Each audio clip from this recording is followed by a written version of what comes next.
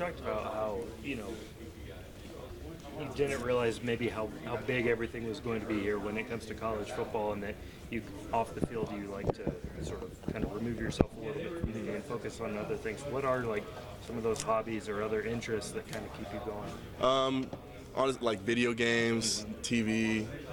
I watch a lot of movies and TV, and so I just like just to give myself a little break, because we're at football all day, and I'll watch film like after practice and everything, and when I go home, I just want to be able to relax and take time to myself a little bit. Yeah. What are some movies you've watched recently?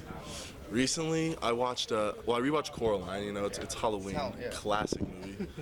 What was it? I just watched. It's about a girl that like gets electrocuted in a car crash and she lives forever or something. I can't even. From Age of Adeline. Yeah. Great movie. Yeah. Oh my goodness. But yeah, I'm not really usually a big romance guy, but it was a great movie. Like life, but you can't. Yeah, exactly. Exactly. And I don't want to spoil the end, but I did not like it. I didn't like that she turned back. What I can't spoil. Yeah, I'm trying to. Just got over here, so sorry if you've been asked. But Gundy said it's hard for guys that aren't playing a ton to keep the motivation going in practice and stuff like that. How are you able to do that? Well, I've been wanting to play the entire time, and it was never like, dang, I don't get to play. It was once they like offered the red shirt up to me, it was like, okay, I'm redshirting. I'll get to have all next season, and so. But I've been preparing every week just in case what happened tonight happened or last week happened, and so. It wasn't too much of a shock or anything, but it was like, okay, time to actually suit up and be ready to play every play of the game. That redshirt decision can be like a big life decision, where you live and things like that. Kind of how did you come to grips with A, redshirting and being in college another year, and then B, now all that is out the window because you're playing? Well, we're not really sure what's going to happen, and so I'm just kind of going with the flow, letting them grab the ropes and trust that they're going to do the best thing for me. Is that difficult to go with the flow in that aspect? No, I trust that whatever they're going to do is going to be the best decision for me, and I trust that they're thinking about me in the whole process, and so. Hey, Leon, take me through that big reception you had. What's going through your mind, one-on-one, contested? Take me through the elation that, obviously followed after. It was just, he called the play. I was like, okay, Dunn told me before the game, this ball's coming up to me if it's cover one, if it's man. And I saw the safety in the middle, saw one corner on me, and I was like, all right, let's go.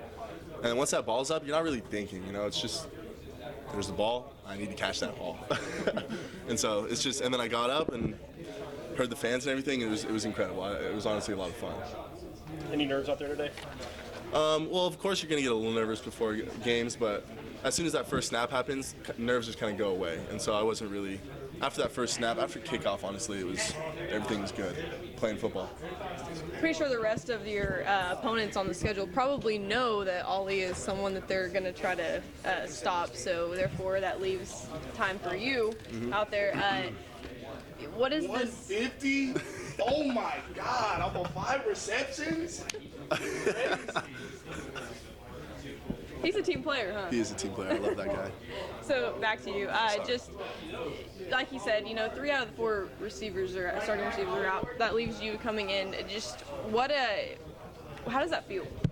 Well, we still have Rashad and BP there to make plays, and so I know it's not all like we're all going to be ready for each other, and it is going to be awesome to know that teams are going to be like game planning for Ollie, and that receivers are going to have to do a little bit more. But Cincinnati people probably knew that Ollie was going to be the guy, and he still had a game today. So, does it kind of put into perspective? Every single game, BPS is roaring, is loud. Bedlam's coming up. I mean, are you ready to experience that? Yeah, I thought today was huge also, and so I feel like today, if Bedlam's gonna be even bigger, today's kind of like a warm up for it, and so. And honestly, like I said earlier, fans don't, once the game starts, fans don't really impact you that much. Like, you don't really hear them. You're focusing on getting the play call, making sure you're running the right stuff, making sure your feet are all good, making sure you're feeling good. And if you're focusing on the fans too much, your mental's not really in the game, and so. Good job, bud. Thank you, Coach.